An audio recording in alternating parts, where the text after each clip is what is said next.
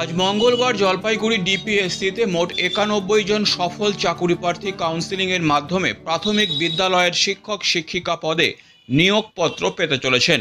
সূত্রের খবর, প্রাথমিকের সফল প্রার্থীদের মধ্যে নিজ জেলায় যারা পোস্টিং পাননি তাদের নিয়ে রাজ্য স্তরে কাউন্সেলিং হয়। তার মধ্যে যারা জলপাইগুড়ি জেলা বেছে নিয়েছিলেন তাদেরকেই কাউন্সেলিংয়ের মাধ্যমে আজ নিয়োগপত্র তুলে দেওয়া হবে। উল্লেখ্য যে ৯১ জন আজ নিয়োগপত্র পেতে চলেছেন। প্রত্যেকেই বাঁকুড়া, পুরুলিয়া সহ দক্ষিণবঙ্গের বিভিন্ন জেলা থেকে এসেছেন। জলপাইগুড়ি জেলার কিছুই তারা চেনেন না, তাই নতুন নিয়োগপ্রাপ্ত এই শিক্ষক শিক্ষিকাদের জন্য ক্যাম্প করে সহযোগিতা করে চলেছেন বিভিন্ন শিক্ষক সংগঠনের নেতা কর্মীরা। বামপন্থী শিক্ষক সংগঠন নিখিলবঙ্গ প্রাথমিক শিক্ষক সমিতির জলপাইগুড়ি জেলা সম্পাদক বিপ্লব ঝা অভিযোগ করে বলেন, নিজ জেলায় ভ্যাকান্সি থাকা সত্ত্বেও নবনিযুক্ত এই শিক্ষক শিক্ষিকাদের দূরবর্তী জেলায় পোস্টিং দিয়ে তাদের ডিপ্রাইভ করা হয়েছে। যদিও পশ্চিমবঙ্গ তৃণমূল প্রাথমিক শিক্ষক সমিতির জলপাইগুড়ি জেলা সভাপতি স্বপন বসাক এই অভিযোগ উড়িয়ে দিয়ে বলেন, নিজ জেলায় ভ্যাকান্সি না থাকায় রাজ্য স্তরের কাউন্সেলিংয়ে নিজের পছন্দের ভিত্তিতেই এই ৯১ জন প্রার্থীকে জলপাইগুড়ি জেলায় পাঠানো হয়েছে। বাইরের জেলা থেকে আগত নবনিযুক্ত এই শিক্ষক শিক্ষিকাদের বিদ্যালয়ের লোকেশনের তথ্য দেওয়ার পাশাপাশি বিভিন্নভাবে সংগঠনের তরফে সহযোগিতা করা হচ্ছে বলে জানান তিনি। এটা হচ্ছে যে এর আগে একদিন কাউন্সিলিং হলো ১৩৯ জনের, আজকে আবার ৯১ জনের কাউন্সিলিং হচ্ছে। এটা প্রাইমারি টিচার রিক্রুটমেন্টের কাউন্সিলিং। ১৪ সাল থেকে যারা ডিপ্রাইভ হয়েছিল বিভিন্ন কোর্টের লড়াই আন্দোলনের পরে তারা সুপ্রিম কোর্টের রায়ে তাদের রিক্রুটমেন্ট আজকে হচ্ছে।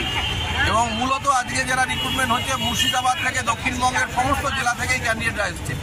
এদের দুর্ভাগ্য যে নিজের জেলায় সিট আসন থাকা সত্ত্বেও এদেরকে একটা দূরবর্তী ইন্টেরিয়ার জেলাতে ঠেলে দেওয়া হয়েছে।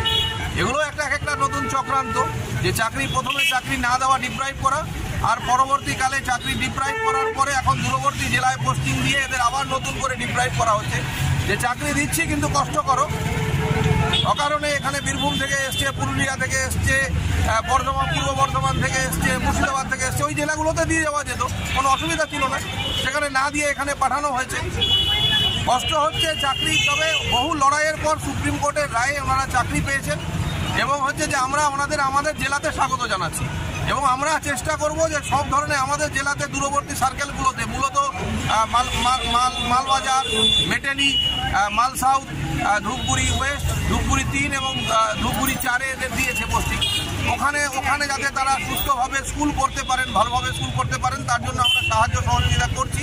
সংগঠনগতভাবে এবিপিটির পক্ষ থেকে লোকেশন বলে দিচ্ছি এবং এখানে চাকরি পাওয়ার পর ওখানে যা যা সহযোগিতা করার, থাকার ব্যবস্থা, গাড়ি ভাড়া এগুলো দেখে দেওয়া, স্কুলে জয়েনিং থেকে সমস্ত বিষয় যতটা সহযোগিতা করা যায় আমরা করব।